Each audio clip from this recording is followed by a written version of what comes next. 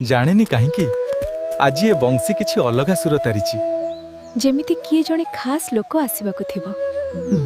जोड़ी भाग्य साथ दिए एई बारा बांसुरी मध्या कहनी खास पाई बजिबा। सत्यारे से कृष्णा हेबे। आज ये रंग केवल होलीर नुहे, एहा मो हृदयर भावना। जदि ये भावना सच्चा अटे, सोनाली आज मु केवल कृष्ण बेसरे अभिनय करूनी। मो मन सत्तरे तुमको आपणार करि सारिछि। नब आजी ठारू तुमे आम गाँर गर्व। एहा भगवानଙ୍କ आशीर्वाद आम साथ सब दिन पाई रहिबो। वर्षे तले लागिथिबा से रंग आज भी मो छाती रे सेमिति ताजा अछि।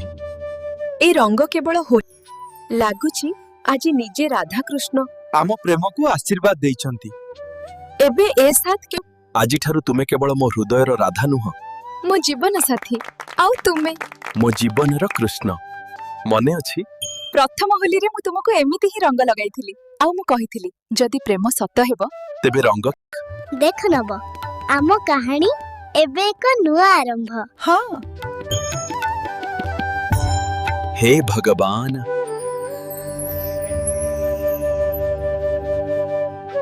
ये इस गांव की पहचान बन गई है। हमारा प्रेम भी यूं ही रंग बिखेरता रहेगा। राधा कृष्ण की जय।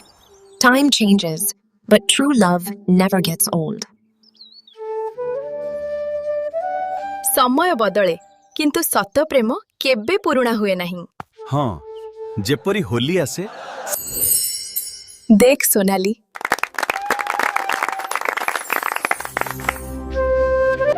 सोनाली जदि जीवन एक रंग तेबे तुमे मोर सबुठारु सुंदर किछि प्रेम कहानी से करो। बहुत वर्ष तले एक प्रेम कहानी आरंभ होइथिला। कौन से माने सत्तरे राधा कृष्ण को परि थिले? किछि कहानी समाप्त हुए नहीं। सेगुड़िका प्रति वर्ष नटिया किछि रंग सतरे केबे भी लिभि जाए नहीं। प्रेम सत हेले कहानी नुहे परंपरा हुए, आउ रंग फेरिले नटिया पूजा बंचे।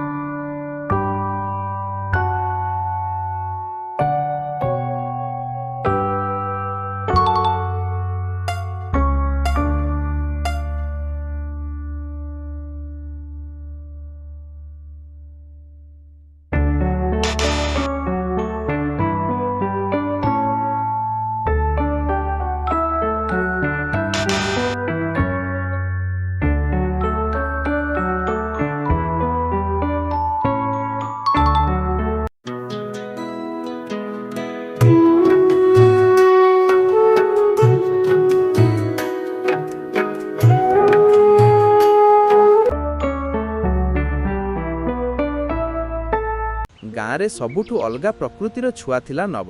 ସେ ଅଳ୍ପ ଦୁଷ୍ଟୁ, ଅଳ୍ପ ଭୋଳା ଓ ଅଳ୍ପ ଫିଲ୍ମି ଟାଇପ୍। ଦିନଭର ସେ ମୋବାଇଲ ଧରି ରିଲ୍ସ ଦେଖୁଥିଲା ଓ ଭାବୁଥିଲା, ମୋର ଜୀବନରେ କେବେ ଆସିବ ଏକ ସୁନ୍ଦର ଗର୍ଲଫ୍ରେଣ୍ଡ। ଏକ ଦିନ ଗାଁକୁ ନୂଆ ଝିଅ ଆସିଲା। ତାର ନାମ ଥିଲା ସୋନାଳି। ସେ ସହରରୁ ଆସିଥିଲା ଓ ଗାଁରେ ନୂଆ ଶିକ୍ଷୟିତ୍ରୀ ଭାବେ ଯୋଗ ଦେଇଥିଲା। ସେଦିନ ନବ ପ୍ରଥମେ ତାକୁ ଦେଖିଲା, ତାର ହୃଦୟ ଧଡ଼କି ବଢ଼ିଗଲା। ଏହା ହିଁ ମୋର ଡ୍ରିମ୍ ଗର୍ଲଫ୍ରେଣ୍ଡ, ନବ ମନେ ମନେ କହିଲା। ପରଦିନ ସକାଳେ ନବ ନୂଆ ସର୍ଟ ପିନ୍ଧି, ଚୁଳିରେ ତେଲ ଲଗାଇ, ହାତରେ ଫୁଲ ନେଇ ପାଖକୁ ଗଲା। କିନ୍ତୁ ସୋନାଳିଙ୍କୁ ଦେଖିଲା ପରେ ସେ କିଛି କହିପାରିଲା ନାହିଁ। ମୁହଁ ଲାଲ ହୋଇଗଲା। ସୋନାଳି ହସି କହିଲେ, ନବ, ତୁମେ କାହିଁକି ଏତେ ଚୁପ୍? ନବ ଭୟଭୀତ ହୋଇ କହିଲା, ମୁଁ ତୁମକୁ କିଛି କହିବାକୁ ଚାହୁଁଥିଲି। କହନ୍ତୁ। ସୋନାଳି ହସିଲେ। ମୁଁ ତୁମକୁ ଭଲ ପାଏ, ନବ ଏକ ଶ୍ୱାସରେ କହିଦେଲା। ସୋନାଳି ଆଶ୍ଚର୍ଯ୍ୟ ହେଲେ, କିନ୍ତୁ ସେ ରୁଷିଲେ ନାହିଁ। ସେ ଶାନ୍ତ ଭାବେ କହିଲେ, ନବ, ଭଲ ପାଇବା କେବଳ ଦେଖିଲେ ହେଉନି। ପ୍ରଥମେ ତୁମେ ନିଜକୁ ଭଲ ମଣିଷ ଭାବେ ପ୍ରମାଣ କର, ପଢ଼ାଶୁଣା କର, କିଛି ହେଉ, ତାପରେ ଦେଖିବା। ସେଇଦିନ ନବ ଅଳ୍ପ ଦୁଃଖୀ ହେଲା, କିନ୍ତୁ ସେଇ କଥା ତାଙ୍କ ମନକୁ ବଦଳାଇ ଦେଲା। ସେ ନିଷ୍ପତ୍ତି ନେଲା, ମୁଁ ପ୍ରଥମେ ନିଜ ଜୀବନକୁ ସଠିକ୍ ପଥରେ ନେବି। କିଛି ବର୍ଷ ପରେ ନବ ଗାଁରେ ଏକ ସଫଳ ଯୁବକ ହେଲା। ସେ ନିଜ ବ୍ୟବସାୟ ଆରମ୍ଭ କରିଲା ଓ ସବୁଙ୍କ ମନ ଜିତିଲା। ଏକ ଦିନ ମେଳାରେ ନବ ଓ ସୋନାଳି ପୁଣି ମିଶିଲେ। ସୋନାଳି ହସି କହିଲେ, ତୁମେ ଏବେ ସତ୍ୟରେ ବଦଳିଗଲା। ନବ ହସି କହିଲା, ତୁମ କଥା ମୋର ପ୍ରେରଣା ଥିଲା। ସେହି ଦିନରୁ ତାଙ୍କ ମିତ୍ରତା ଆରମ୍ଭ ହେଲା, ଆଉ ଆସ୍ତେ ଆସ୍ତେ ସେହି ମିତ୍ରତା ପ୍ରେମରେ ପରିଣତ ହେଲା।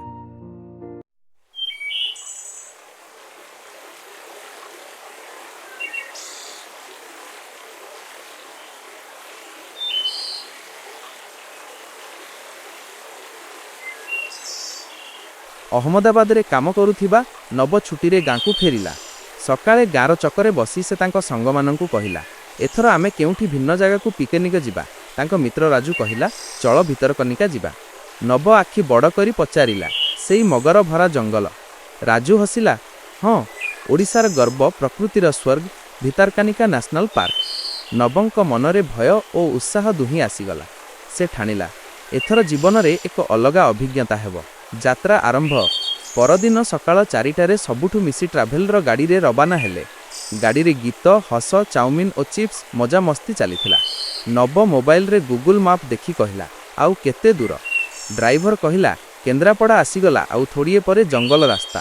ଗାଡ଼ି ଯେତେବେଳେ କେନ୍ଦ୍ରାପଡ଼ା ଜିଲ୍ଲାରେ ପ୍ରବେଶ କଲା, ଚାରିପଟେ ହରିତ ଧାନକ୍ଷେତ ଓ ନଦୀ ଦେଖି ନବଙ୍କ ମନ ଖୁସି ହେଲା। ନୌକା ଯାତ୍ରା। ଭିତରକନିକା ପହଞ୍ଚିଲେ ସେମାନେ ଏକ ନୌକା ଭଡ଼ା କଲେ। ଗାଇଡ୍ ଚେତାବନୀ ଦେଲେ, ହାତ ପାଣିରେ ଦେବେ ନାହିଁ, ଏଠାରେ ଲୁଣିଆ ପାଣିର ମଗର ଅଛନ୍ତି। ନବ ଭୟଭୀତ ହୋଇ ପଚାରିଲା, କେତେ ବଡ଼? ଗାଇଡ୍ ହସି କହିଲେ, କେବେ କେବେ 15 ବିନା 20 ଫୁଟ ପର୍ଯ୍ୟନ୍ତ। ନୌକା ଧୀରେ ଧୀରେ ମ୍ୟାଙ୍ଗ୍ରୋଭ୍ ଜଙ୍ଗଲ ମଧ୍ୟରେ ପ୍ରବେଶ କଲା। ପକ୍ଷୀମାନଙ୍କ ଚିତ୍କାର, ପାଣିର ଲହର ଓ ହରିତ ଗଛମାନେ ମନକୁ ଶାନ୍ତ କରୁଥିଲା। ହଠାତ୍ ରାଜୁ ଚିତ୍କାର କଲା, ନବ ଦେଖ। ନବ ତାକୁ ଦେଖିଲା। ଏକ ବଡ଼ ମଗର ପାଣିରୁ ମୁଣ୍ଡ ଉଠାଇ ରହିଛି। ନବ ଗୁମ୍ ହୋଇଗଲା। ତାଙ୍କ ହୃଦୟ ତେଜ ଧଡ଼କୁଥିଲା। ଜଙ୍ଗଲ ଭିତରେ ରୋମାଞ୍ଚ। ନୌକାରୁ ଓହ୍ଲାଇ ସେମାନେ ଉଚ୍ଚ ଟାୱାର ଉପରକୁ ଗଲେ। ସେଠାରୁ ଜଙ୍ଗଲ ଦୃଶ୍ୟ ଦେଖି ନବ ଆଶ୍ଚର୍ଯ୍ୟ ହେଲା। ହରିଣ ଦୌଡ଼ୁଛି, ବିଭିନ୍ନ ପକ୍ଷୀ ଉଡ଼ୁଛି, ଦୂରେ ମଗର ଖରାରେ ଶୋଇଛି। ନବ ଭାବିଲା, ପ୍ରକୃତି କେତେ ସୁନ୍ଦର, ଆମେ ସହରରେ ରହି ଏହାକୁ ଭୁଲି ଯାଉଛୁ। ହଠାତ୍ ବର୍ଷା ଆରମ୍ଭ ହେଲା। ସବୁଠୁ ଗଛ ତଳେ ଆଶ୍ରୟ ନେଲେ। ବର୍ଷାରେ ଜଙ୍ଗଲ ଆଉ ଅଧିକ ସୁନ୍ଦର ଲାଗୁଥିଲା। ହଠାତ୍ ବିପଦ। ଫେରୁଥିବା ବେଳେ ଏକ ସଙ୍ଗୀର ପାଦ ଖସି ପଡ଼ିଗଲା ଓ ସେ ପାଣି ଧାର ଆଡ଼କୁ ଗଲା। ନବ ତୁରନ୍ତ ତାଙ୍କ ହାତ ଧରି ଟାଣିଲା। ସଠିକ୍ ସମୟରେ ସେ ଉଦ୍ଧାର ହେଲା। ଗାଇଡ୍ କହିଲେ, ଏଠାରେ ଏକ ଛୋଟ ଭୁଲ ଜୀବନ ନେଇପାରେ। ନବ ବୁଝିଲା, ଜୀବନ ମଜା ହେଲେ ମଧ୍ୟ ସତର୍କତା ଅତି ଆବଶ୍ୟକ। ସନ୍ଧ୍ୟାର ସୌନ୍ଦର୍ଯ୍ୟ। ସନ୍ଧ୍ୟାବେଳେ ସୂର୍ଯ୍ୟ ଅସ୍ତ ଯାଉଥିଲା। ଆକାଶ ଲାଲ ଓ କମଳା ରଙ୍ଗରେ ରଙ୍ଗିତ। ନବ ନଦୀ କୂଳରେ ଅନେକ ଫଟୋ ନେଲା। ସେ ମନେ ମନେ କହିଲା, ଏହା ମୋ ଜୀବନର ସବୁଠୁ ଭଲ ପିକନିକ୍। ଶେଷର ଭାବନା। ଘରକୁ ଫେରିବା ବେଳେ ନବ ଶାନ୍ତ ଥିଲା। ସେ ବୁଝିଲା, ପ୍ରକୃତିକୁ ଭଲ ପାଇବା ଆବଶ୍ୟକ। ସତର୍କତା ହେଉଛି ଜୀବନର ସବୁଠୁ ବଡ଼ ଶିକ୍ଷା। ସଙ୍ଗମାନେ ହେଉଛନ୍ତି ପ୍ରକୃତ ସମ୍ପଦ। ସେ ଠାଣିଲା, ଆଗାମୀ ଦିନରେ ସେ ପରିବେଶ ସୁରକ୍ଷା ପାଇଁ କାମ କରିବ। ନବର ଏହି ଭିତରକନିକା ପିକନିକ୍ ତାକୁ ମାତ୍ର ରୋମାଞ୍ଚ ନୁହେଁ, ଜୀବନର ମୂଲ୍ୟ ମଧ୍ୟ ବୁଝାଇଦେଲା। ଶେଷ ବାର୍ତ୍ତା, ପ୍ରକୃତି ଆମର ମା, ତାକୁ ସୁରକ୍ଷିତ ରଖିବା ଆମ ସମସ୍ତଙ୍କର କର୍ତ୍ତବ୍ୟ।